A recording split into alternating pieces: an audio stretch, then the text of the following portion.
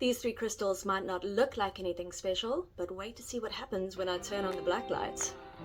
Today we're investigating the colorful secret that some crystals hide in broad daylight. It's UV reactivity. Hi, I'm Shaz. Welcome back to Crystal Detective, where I show you simple tests you can do at home to help you identify your mystery specimens. Fluorescence is a mineral's reactivity to ultraviolet light, also known as black light. Some minerals can absorb the invisible ultraviolet light and immediately re-emit it as visible light. That's the colorful glow we're seeing here. As soon as the UV light is removed, the fluorescence stops.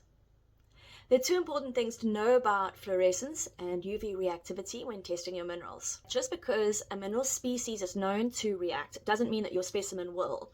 And that's because reactivity depends on how the mineral formed and what trace elements were present during that time.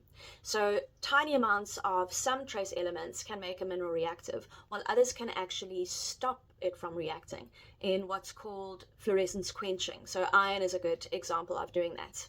So people might have heard that fluorite is UV reactive, and they're right, that's where the name fluorescence actually comes from. But not all fluorite is going to fluoresce under UV light, as you can see here. So I learned this the hard way. A few years ago, a university contacted me and asked me to help them compile a fluorescence display for their geology department. So I spent that weekend testing literally hundreds of specimens, and out of that I only got about 20 that reacted strongly enough to qualify for a display.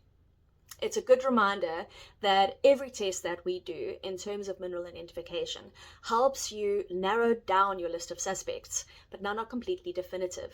So if your mineral doesn't react under UV light, that is just an inconclusive result and not a definitive result. There are two types of UV, shortwave and longwave. Now, longwave is what I'm using here. It's affordable, easy to get hold of, and most minerals that are UV reactive will have some reaction to this light. Then you have shortwave. Shortwave is a lot more powerful, so you generally get a much more exciting reaction and a lot more minerals do respond. Unfortunately, it's a lot more expensive to get hold of. You need specialized equipment, and it can be damaging for both skin and eyes, so you need to handle it with care. So if you're doing your first mineral test with fluorescence, here's some handy tips to help you out. 1. Test in a dark room or undercover. 2. Go for a long-wave UV torch if you're just getting started. 3. Remember, not every specimen of a fluorescent mineral is going to glow. 4. Test all angles of the specimen. You might have some areas that do react. And lastly, record both the color and intensity of the fluorescence if you do get a successful reaction. So if you do get a response, what you can do then is hop onto my learning center and go and download my free fluorescent minerals chart, and you can then compare the reaction that you got to commonly known minerals to see what might be a match. I'll see you next time for another Crystal Detective investigation.